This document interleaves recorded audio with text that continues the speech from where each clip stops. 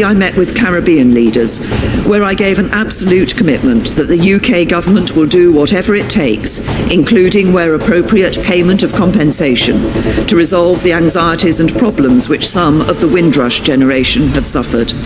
These people are British, they are part of us, they helped to build Britain. We want to acknowledge that as we come together and celebrate the Commonwealth and the ties between us and the connections between us at Chatham. And particularly the Windrush generation helped to build the country that we are today.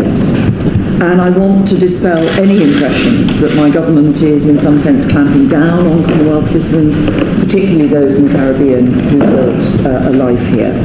I take this issue very seriously. The Home Secretary apologised to the House of Commons yesterday for any anxiety caused, and I want to apologise to you today. Those who arrived from the Caribbean before 1973 and have lived here permanently without significant periods of time away in the last 30 years have the right to remain in the UK. Imagine this. You've lived in the UK your entire life. You went to school here, worked here, raised your children here, paid taxes for decades, and even served in public institutions like the NHS. Britain is the only country you know as home.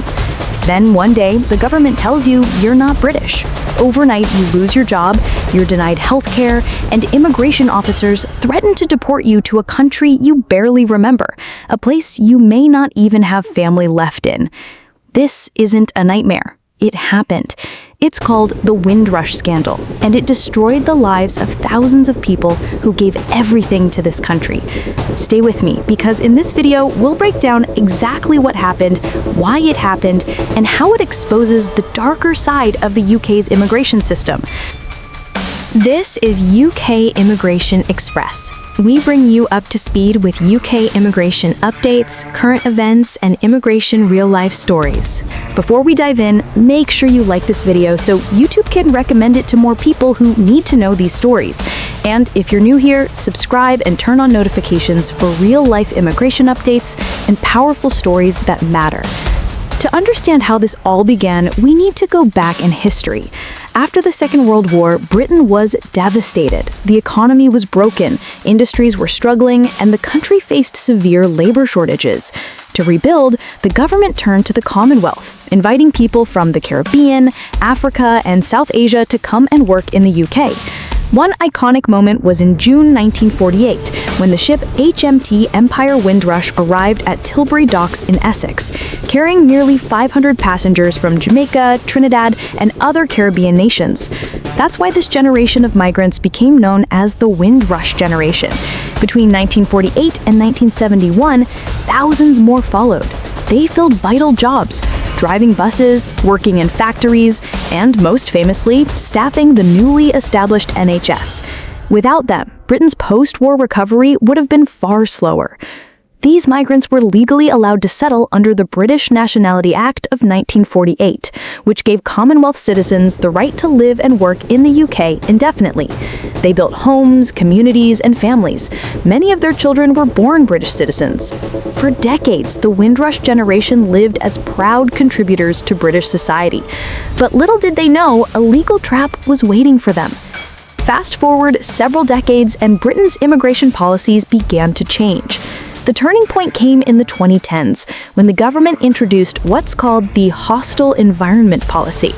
The idea was simple but cruel: make life so difficult for undocumented migrants that they would voluntarily leave. Employers, landlords, doctors, banks, and even the DVLA were told to check people's immigration status before offering jobs, housing, healthcare, or driving licenses. And this is where tragedy struck. Many members of the Windrush generation had never been given paperwork when they arrived. As children, they often traveled on their parents' passports. The Home Office itself had destroyed landing cards and arrival records back in 2010, wiping out the very evidence they needed to prove their legal right to remain. Suddenly, people who had lived here for 40, 50, even 60 years were being told they were illegal immigrants.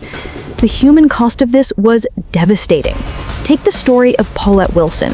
She moved to Britain from Jamaica in 1968 at the age of 10.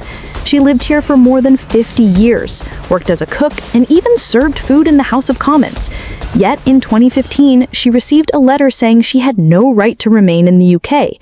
She was detained twice in immigration centers and told she would be deported to Jamaica, a country she hadn't visited since childhood.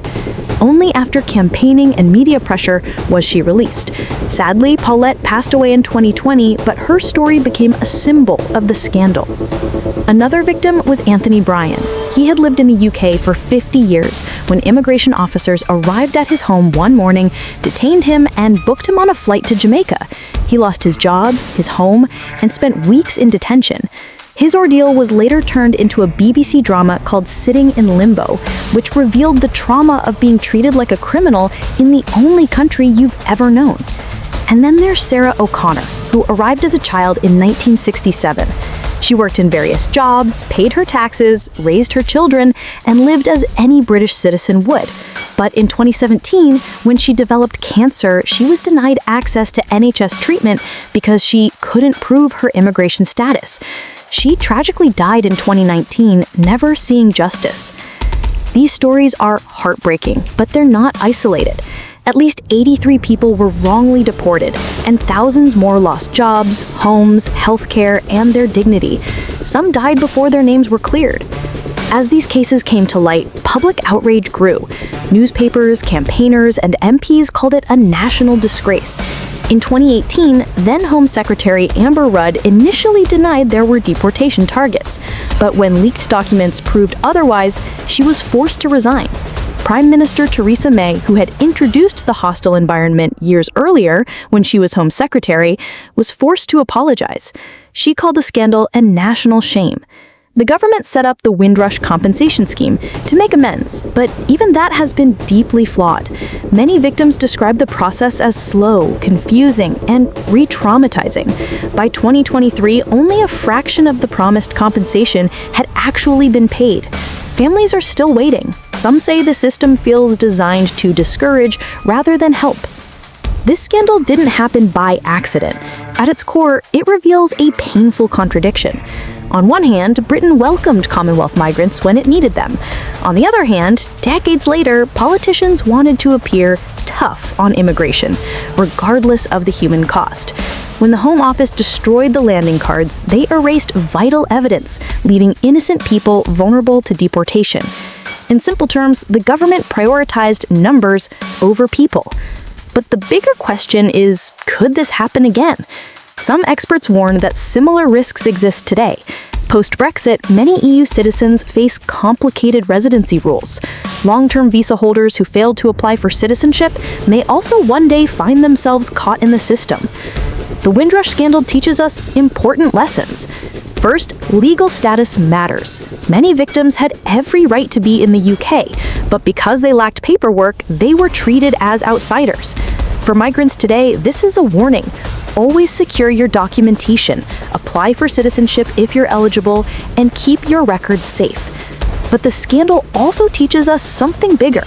Compassion must be at the heart of immigration policy. When governments see migrants only as statistics or targets, injustice is inevitable. The Windrush generation gave everything to Britain, their labor, their families, their lives, and yet they were betrayed by the very government they trusted. So what do you think? Should the UK government be held more accountable for the Windrush scandal? Do you believe enough has been done to compensate victims and prevent future injustices? I'd love to hear your thoughts in the comments.